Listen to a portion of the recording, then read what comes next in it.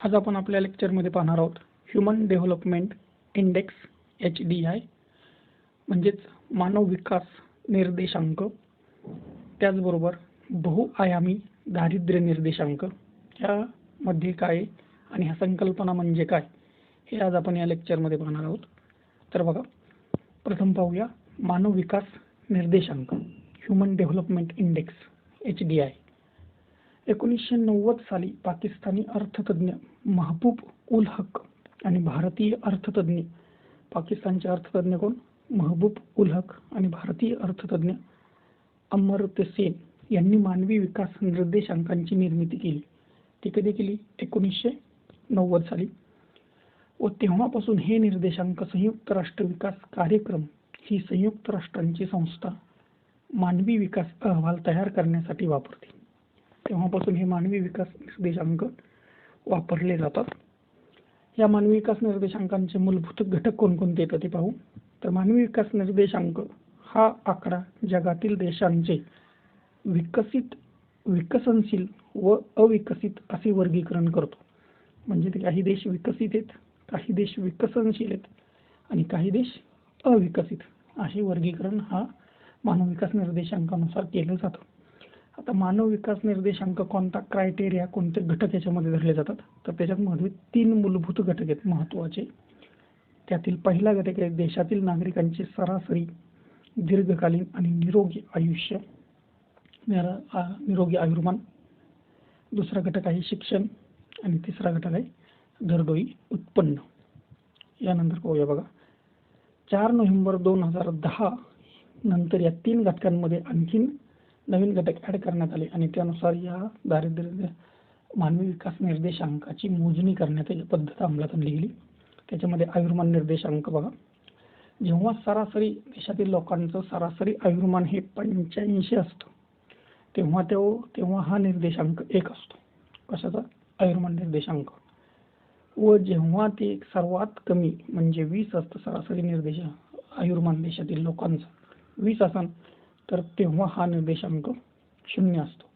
त्याचबरोबर याच्यामध्ये शैक्षणिक निर्देशांक सुद्धा काढला जातो आणि उत्पन्न निर्देशांक आपण आत्ताच पाहिलं त्यानुसार.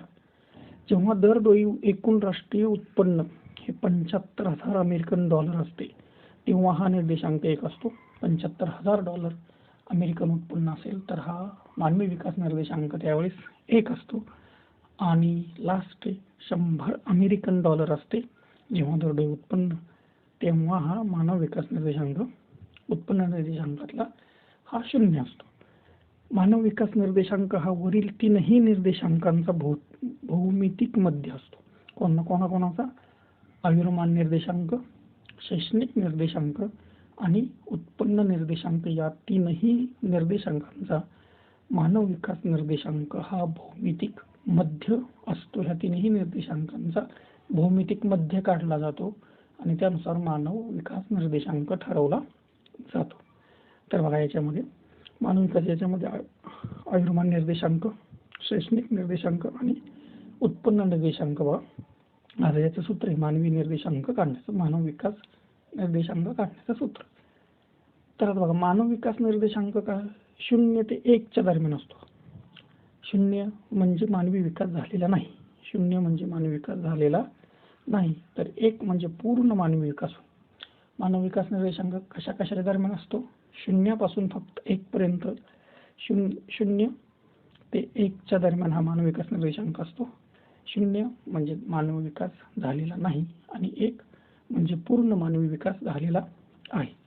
त्याच्यामध्ये अतिउच्च मानव विकास गट यासाठी काय बघा, या निर्देशांक आधारित विविध देशांची वर्गवारी केली जाते. 0.758 पेक्षा जास्त विकास निर्देशांक असणाऱ्या देशांना अतिउच्च मानव विकास निर्देशांक या गटामध्ये समावेश केला जातो. 0.758. तर मानव विकास निर्देशांक 0 पासून 1 पर्यंत असतो. तर 0.758 पेक्षा जास्त निर्देशांक असणाऱ्या देशांना ची गणना अतिउच्च मानव विकास गटांमध्ये केली जाते.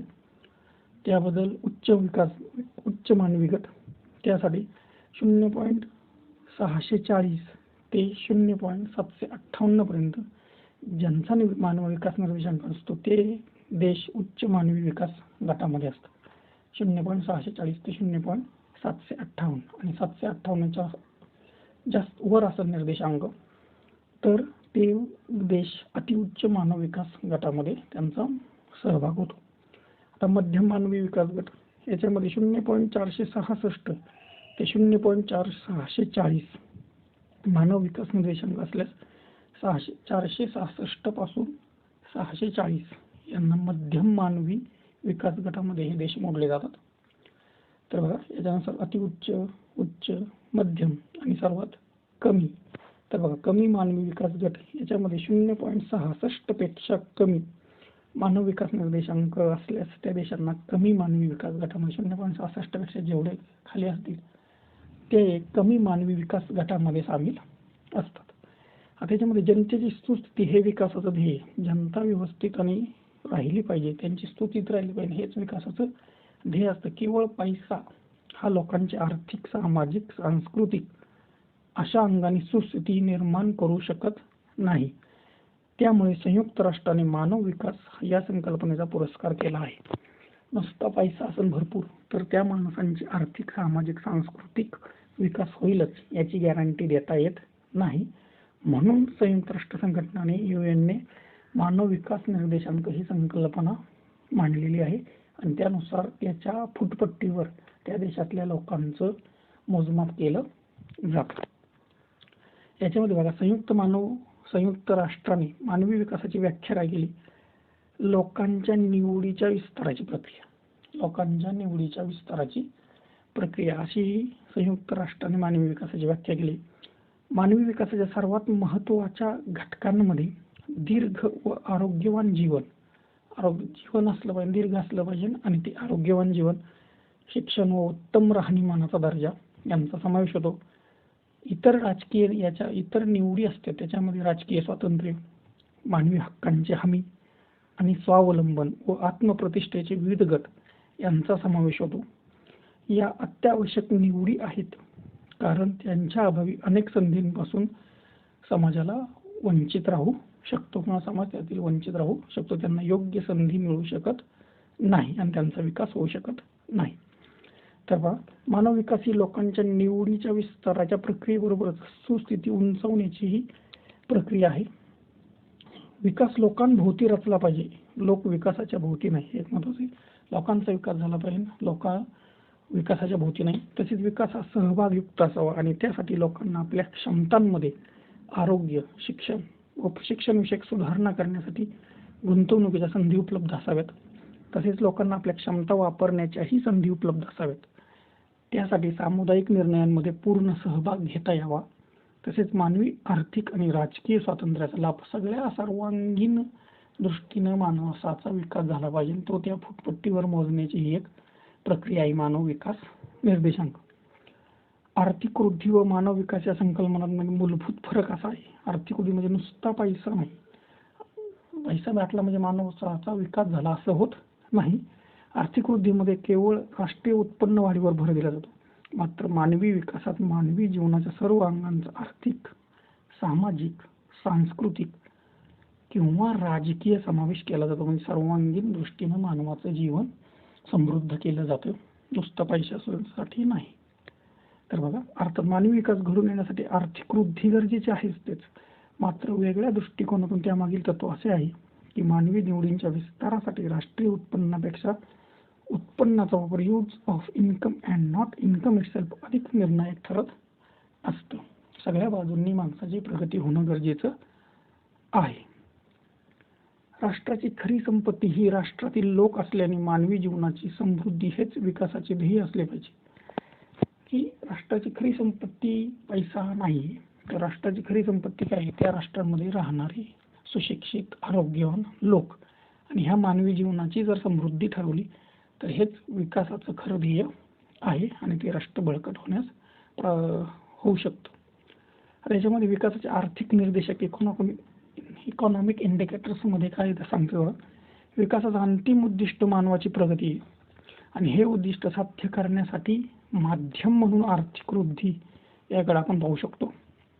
त्यामुळे एखाद्या देशाला झालेला किंवा होत असलेला आर्थिक विकास मोजण्यासाठी ज्या घटकांचा वापर केला जातो त्यांना विकासाचे आर्थिक निर्देशक असं म्हटलं जातं. आता ह्या आर्थिक निर्देशांकामध्ये कशाचा समावेश होतो बघा. तर पहिलं आहे राष्ट्रीय उत्पाद व उत्पन्न. देशातील आर्थिक क्रियांचा स्तर मोजण्यासाठी राष्ट्रीय उत्पाद व राष्ट्रीय उत्पन्नाची गणना केली जाते. राष्ट्रीय उत्पाद आणि राष्ट्रीय उत्पन्नाची गणना. राष्ट्रीय उत्पाद बाजार भावाला मोजले जाते, तर राष्ट्रीय उत्पन्न हे घटक किमतीला मोजले जाते. राष्ट्रीय उत्पाद हे बाजार भावाला मोजले जाते, पण बाजार भावामध्ये वस्तूंच्या किमती ह्या कायम कमी जास्त होत असतात. आणि त्या वस्तू आणि सेवांच्या जर किमतींमध्ये वाढ झाली तर राष्ट्रीय उत्पाद वाढतं. मात्र ही वाढ काही खरी असत नाही. म्हणून राष्ट्रीय उत्पाद मोजायचं असेल तर त्याला स्थिर किमतीला मोजावं लागतं. आपल्याला राष्ट्रीय उत्पाद हे नेहमी स्थिर किमतीला मोजावं लागतं. तर दरडोई उत्पन्न. दरडोई उत्पन्नाची साधी सरळ काय आहे? राष्ट्रीय उत्पन्न भागिले लोकसंख्या. एका व्यक्तीमध्ये राष्ट्रीय उत्पन्न होय असं दरडोई उत्पन्न. दरडोई उत्पन्न हा अधिक चांगला निर्देशक मानला जातो, मात्र तो एक साधा सरासरी असतो. त्यातून उत्पन्नाचं खरं वितरण आपल्याला समजून येत नाही. देशाचे दरडोई उत्पन्न जास्त असले तरी मात्र त्याचे व्यक्तिनिहाय वितरण अत्यंत असमान असू शकतं. किंवा देशाचं राष्ट्रीय उत्पन्न भरपूर आहे, पण ते त्याच्यामध्ये अतिशय असमानता असते.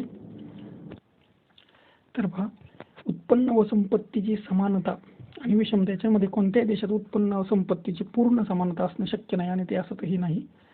आणि हे संपत्तीच्या असमानतेचे प्रमाण मोजण्यासाठी दोन गोष्टी, तर लॉरेन्झ वक्ररेषा आणि गिनी गुणांक यांचा वापर केला जातो. लॉरेन्झ वक्ररेषेवरून गिनी गुणांक काढला जातो आणि हा गिनी गुणांक जेवढा कमी तेवढे उत्पन्न आणि संपत्तीचं वितरण अधिक समान असतं. गिनी गुणांक कमी तर त्यावेळेस समान असतं, आणि जेव्हा गिनी गुणांक जास्त असतो तेव्हा हे वितरण अधिक असमान असतं. असमान किंवा इकडे किंवा तिकडं झुकलेलं असतं. जास्त असेल तर असमान असतं वितरण, आणि गिनी गुणांक कमी असेल तर या संपत्तीचं वितरण समान असतं.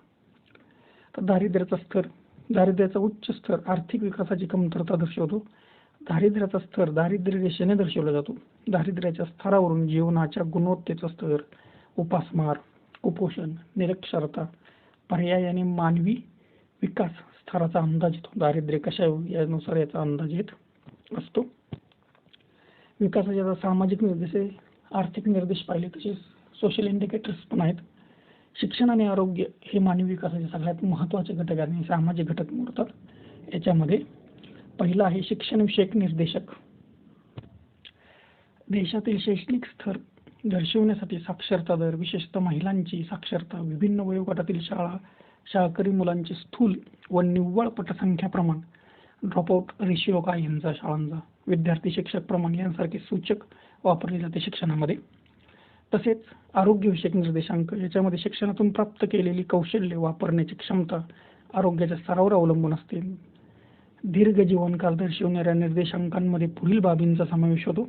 याच्यामध्ये जन्माच्या वेळेचे आयुर्मान, अर्भक मृत्यूदर, बालमृत्यूदर, माता मृत्यूदर, पोषण दर्जा, स्वच्छतेची स्थिती इत्यादींचा आरोग्यविषयक निर्देशांकांमध्ये समावेश होतो. तसंच लोकसंख्या वाढीचा दर. याच्यामध्ये लोकसंख्या वाढीचा आर्थिक विकास आणि लोकसंख्या वाढ यांचा एकदम जवळचा संबंध असतो. पारंपरिक आणि न्यून विकसित समाजात लोकसंख्येचा वाढीचा दर उच्च असतो, तर लोकसंख्या वाढीचा दर जन्मदर, मृत्यूदर, जननदर यांच्या दरांवरून ठरत असतो. तसंच लिंगविषयक विकास निर्देशक. महिलांच्या विकासाचा स्तर परिणिती करण्यासाठी लिंगविषयक विकास सूचक वापरले जाते. त्यासाठीच जेंडर असमानता निर्देशांक वापरला जातो. जागतिक स्तरावर विकासाचे निर्देशांक सुद्धा असतात. तेच बघा, जागतिक स्तरावर संयुक्त राष्ट्र विकास कार्यक्रम UNDP ने विविध निर्देशांकांची रचना केली आहे. त्या आधारे देशांची तुलना करणे शक्य झाले आहे. UNDP मार्फत दरवर्षी मानव विकास अहवाल सादर केला जातो. ह्युमन डेव्हलपमेंट रिपोर्ट दरवर्षी UNDP सादर करते, हे एक लक्षात ठेवा. UNDP या अहवालात विविध देशांची 4 प्रमुख निर्देशांकांची गणना केली जाते. त्याच्यामध्ये कोणकोणते निर्देशांक आहेत पहा.